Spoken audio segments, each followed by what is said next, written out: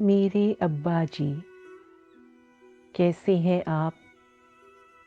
یہ سوال دن میں کئی مرتبہ ذہن میں آتا ہے، لیکن اس کا جواب پھر اپنا دل ہی دیتا ہے کہ اب ابا جی کے اس دنیا سے رخصت ہو جانے کے بعد صرف رب کریم کی ذات ہی ان کے حال احوال کو جانتی ہے، میں یا میرے بہن بھائی نہیں۔ یہ جواب ملنے پر بھی ذہن ابا جی آپ کے خیال سے فارغ نہیں ہو پاتا، بلکہ حال اور مستقبل کو کچھ دیر کے لیے فراموش کر کے روزانہ ہی ماضی کے دریچے ایک کے بعد ایک کر کے کھولنے لگ پڑتا ہے۔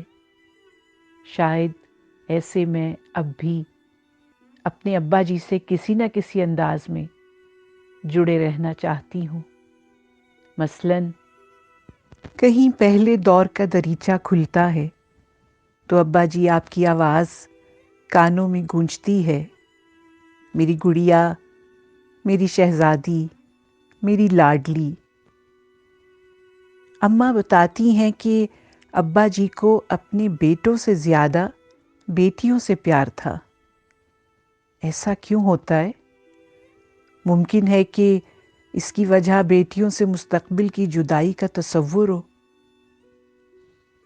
بہرحال پھر کبھی کسی وقت ذہن یادوں کا دوسرا دریچہ کھول بیٹھتا ہے جو مزید واضح نقوش لیے ہوئے ہیں۔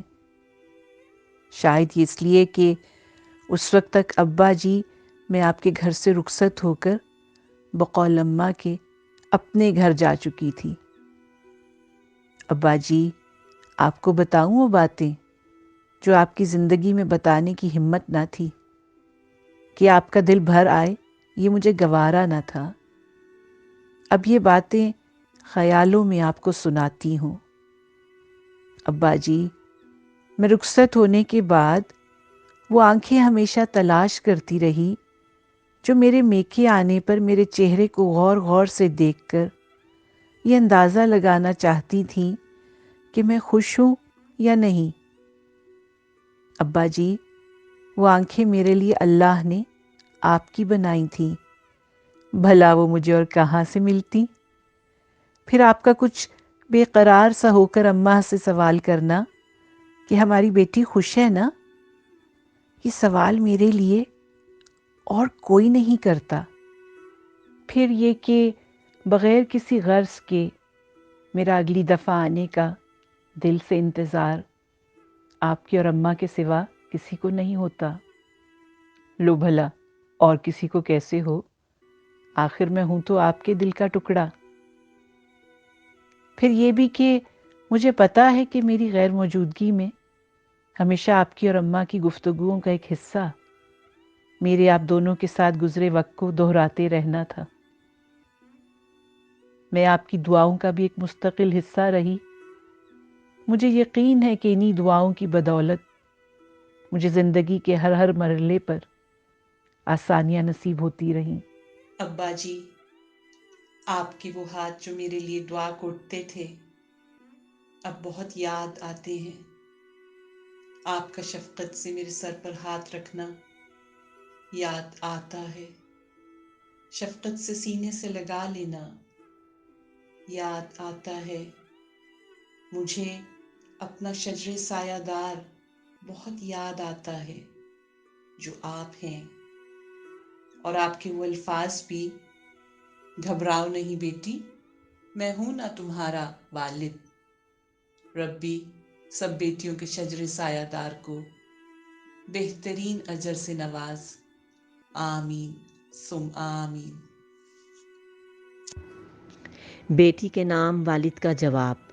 میری پیاری بیٹی، میری گڑیا، میری شہزادی، میری لاڈلی، جب آپ ایک کے بعد ایک ماضی کے دریچوں کو یوں کھول رہی ہو تو آؤ پھر میں بھی آپ کو سناتا ہوں بقیہ وہ دل کی باتیں جو زندگی میں کبھی آپ کو نہ کہیں، کیونکہ مجھے ڈر تھا کہ انہیں سن کر آپ کہیں کمزور نہ پڑ جاؤ۔ مجھے آپ کو مضبوط بنانا تھا۔ ہاں، مجھے اعتراف ہے کہ مجھے اپنی بیٹیوں سے بہت پیار تھا۔ اس کی وجہ رب اور رسول صلی اللہ علیہ وآلہ وسلم کی بیٹی کی پرورش سے متعلق بشارتیں تھیں جن کا میں حریص تھا، اور پھر یہ بھی کہ چونکہ میں خود مرد تھا، معاشرے میں چلتا پھرتا تھا، تو مستقبل میں میری بیٹی کا نصیب کیا ہوگا، یہ خیال جب بھی آتا تو میرا دل بے چین ہو جاتا۔ پھر کبھی اپنے رب سے آپ کے لیے دل ہی دل میں دعائیں کرتا اور کبھی اپنی بیٹی کے لاڈ اٹھانے لگ پڑتا۔ مجھے ایسا کرنا بہت اچھا لگتا تھا۔ پھر جب میرے دل کا ٹکڑا یعنی میری بیٹی میرے گھر کو چھوڑ کر میرے ہی کہنے پر جن کے حوالے کی ان کے پاس جا بسی، تو پہلے دن میری لاڈلی میں تنہائی میں بہت رویا تھا۔ میں نے یہ بات کسی کو بھی نہیں بتائی تھی، لیکن آپ کی والدہ کو نہ جانے کیسے پھر بھی پتہ چل گیا۔ شاید وہ بھی روئی ہوگی، اسی لیے پہچان گئی۔ ہاں، یہ درست ہے کہ آپ جب میرے پاس آتی تھی تو میں چپکے آپ کے چہرے کو دیکھتا تھا۔ میں جاننا چاہتا تھا کہ میری بیٹی کس حال میں ہے، لیکن بیٹی آپ تو تمام وقت مسکراتی رہتی تھی۔ میں سوچتا تھا کہ یہ کون سی مسکراہٹ ہے، اصلی یا میرا دل رکھنے کے لیے بناوٹی۔ جب تسلی نہ ہو پاتی تو آپ کی والدہ سے پوچھتا، وہ مسکرا دیتی اور میں شرمندہ ہو جاتا۔ وہ سوچتی ہوگی نا کہ اب اپنی بیٹی کی اتنی فکر، سو خاموش ہو جاتا اور بے قراری سے آپ کے اگلی دفعہ آنے کا انتظار کرتا۔ اس انتظار کا آپ کو کبھی اس لیے نہیں بتایا تھا کہ میں چاہتا تھا کہ آپ ہمیں بھول جاؤ، اپنے نئے گھر والوں کے ساتھ آباد رہو، خوش رہو، پرسکون رہو۔ بس پھر گھر والوں کے ساتھ آپ کی باتیں کرتے کرتے وقت گزر جاتا۔ مجھے اور آپ کی والدہ کو آپ کی ہر بات یاد تھی، اور یہ یادیں دل کو بہت اچھی لگتی تھیں۔ ہم دونوں یادوں اور دعاؤں کے سہارے اپنی بیٹی سے جڑے رہتے۔